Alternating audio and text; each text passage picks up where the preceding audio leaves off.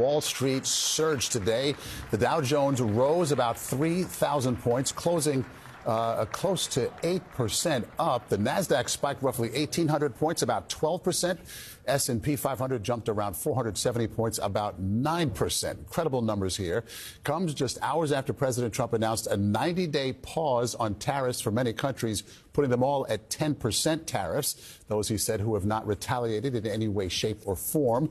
Treasury Secretary Scott Bessent spoke earlier today saying this was the president's strategy all along and gave himself, quote, maximum leverage. Today's spike comes on the heels of that week of major volatility in the stock market after the president announced his sweeping global tariffs. A lot to digest here. Try to make some sense of all of this.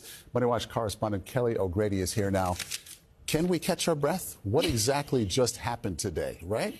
I know. Look, we've seen a lot of volatility, but specifically today, you are seeing investor relief because the fact that we have a pause means that the tariffs that went into effect at 12/01, it's not as severe for companies right now. And there's room for negotiation. There's room for deal making and for things to change in the future. I want to bring up a chart of the Dow. Actually, we've got it here right now. Look at this spike, okay?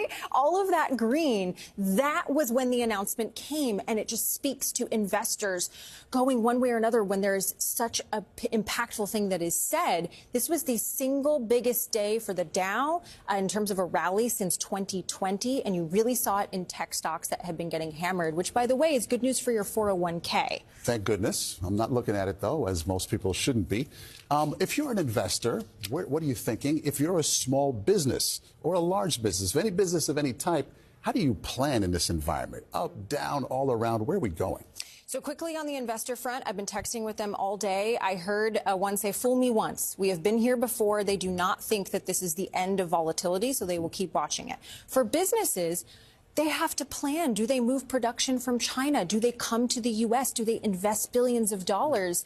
The signal today is, well, maybe move to some other countries with a lower tariff versus bringing here where it would cost billions and billions of dollars. For consumers, I mean, there's so much uncertainty, and we've seen that reflected in the consumer confidence numbers. I think it goes back to what I just said. There's still going to be a lot of uncertainty, still going to be a lot of volatility. And Maurice, we're about to go into earnings season. We're going to hear from a lot of companies about what their outlook is for 2025.